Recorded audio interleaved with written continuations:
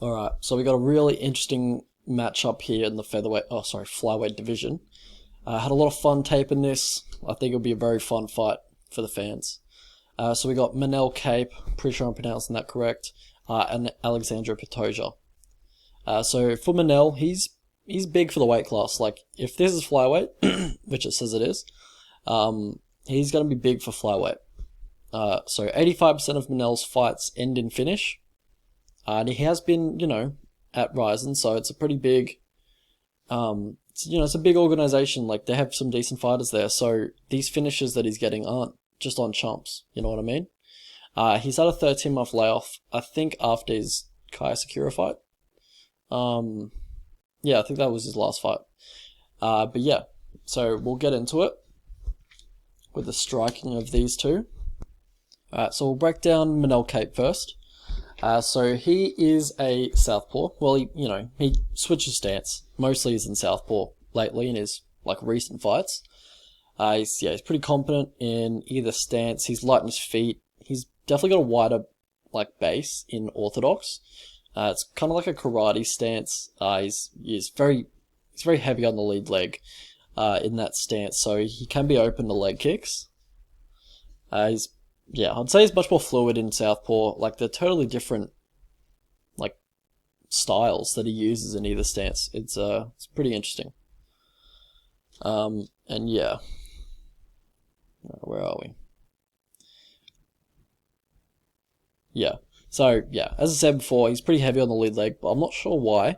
Because he does throw that lead uppercut every now and then, but he doesn't throw too many jabs. He doesn't.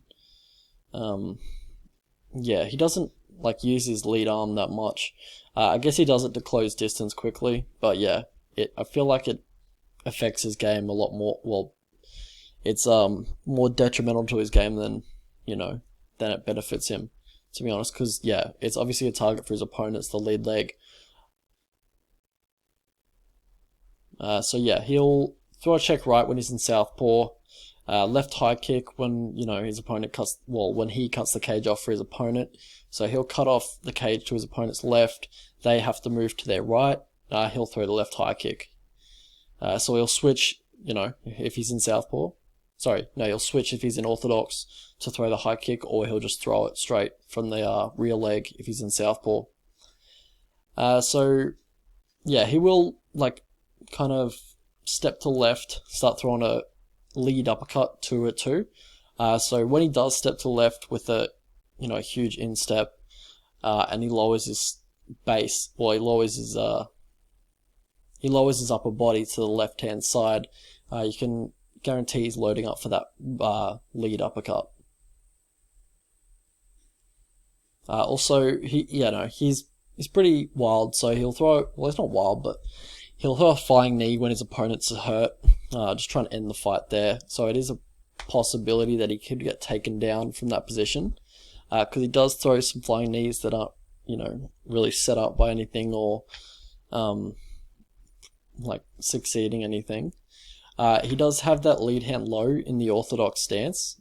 Can get caught by, the right hand offense of the opponent. I think Horiguchi caught him with a right overhand.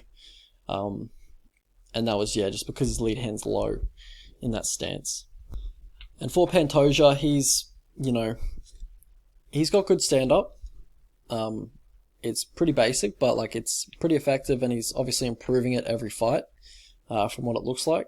So he'll push the pace, he'll, probably get you on the back foot. He likes to pressure pretty hard. His burst 1-2 is his favorite combo. He does lead, he does telegraph his jab a little bit, by flicking it out instead of, stepping into it at the same time. So he'll flick it out and then, move his feet.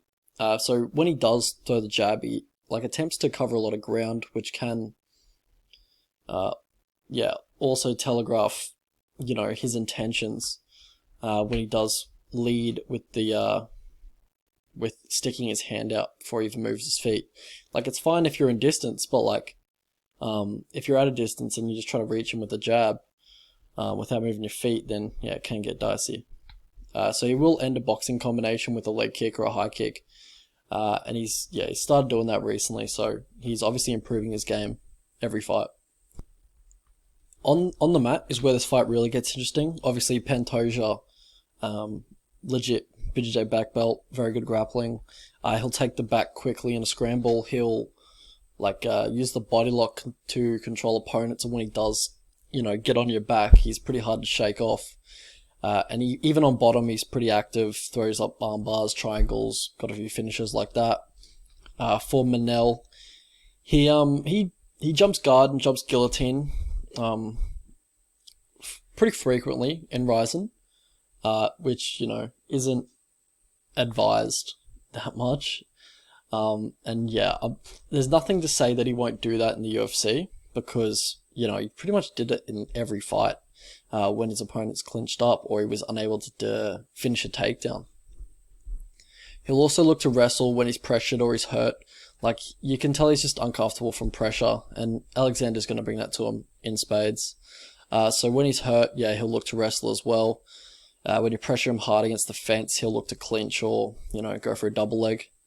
When he does get taken down, he'll shrimp to a hip, try to get on all fours, and then, get an underhook on the opponent's, one of their legs, and just try to attack a single leg.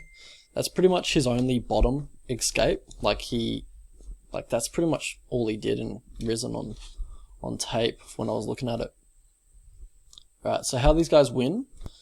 So for, Pantoja, the cannibal, he's a good scrambler, he's well-rounded, he's improving his striking every fight.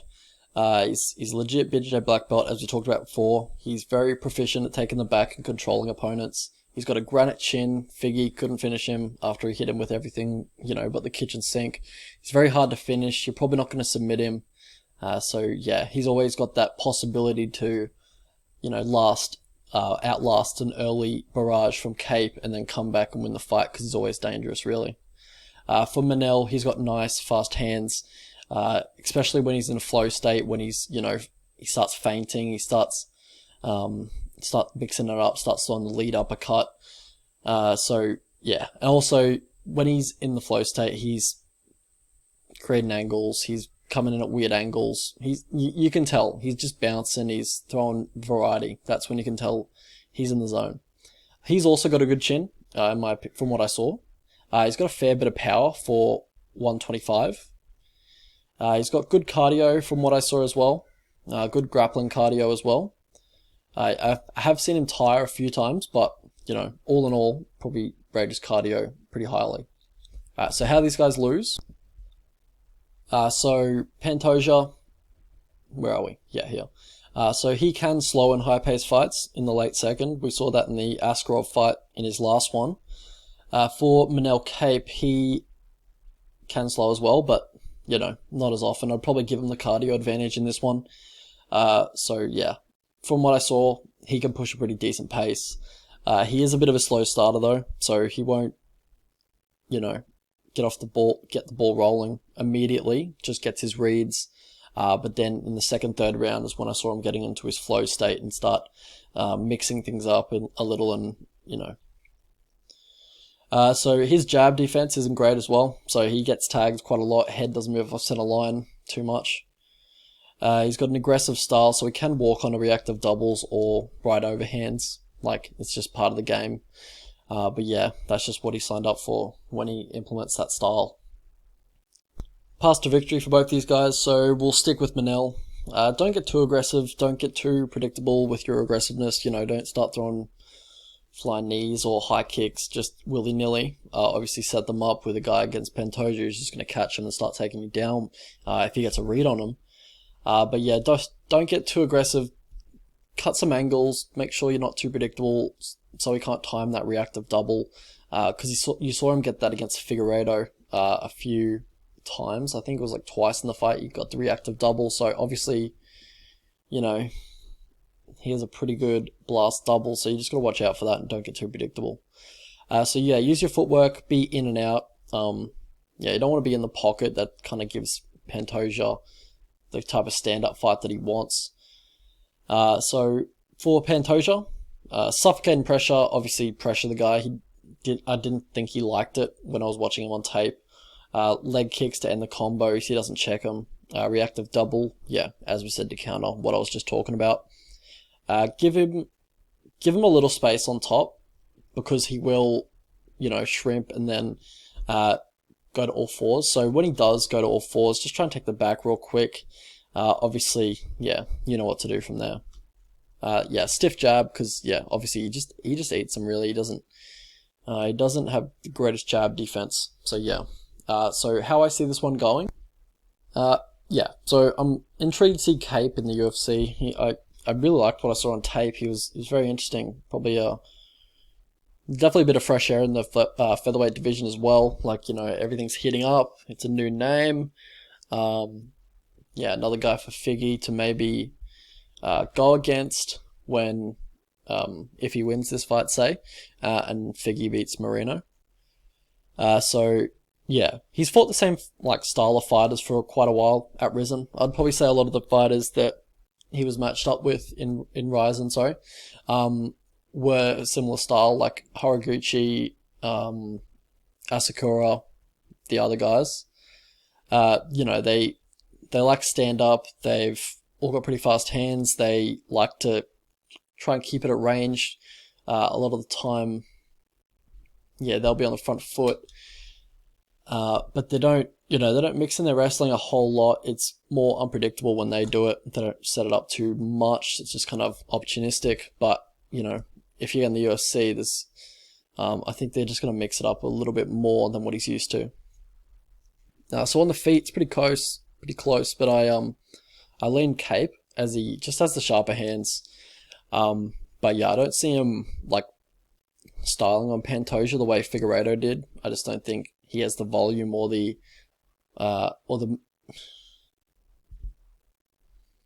defense to look that good against Pantoja, in my opinion.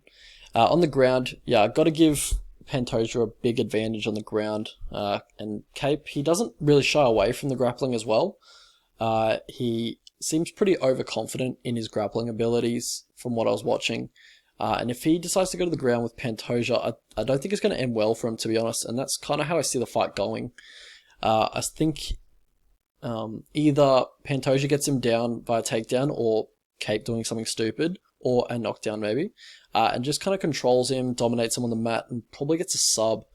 And I think that might happen late in the fight. So I'm thinking either sub, second or third round. So that's my prediction. So yeah, Pantoja moneyline's pretty good at the moment. Obviously a lot of unknowns about Manel Kape, and a bit of hype behind him has obviously brought up the price, because normally I think Pantoja would be a bit more of a favourite in this matchup. Anything over 180 is a good find in my opinion. And also I'm waiting for the inside the distance lines to come out. Hoping that's around $4, $3.70, $3.80, something like that. That'd be really nice, because Kape, he's either kill or be killed. He doesn't go decision very often. And Pantoja is, he's a finisher himself, so I would be interested to know what the inside the distance lines are. But yeah, we'll have to wait.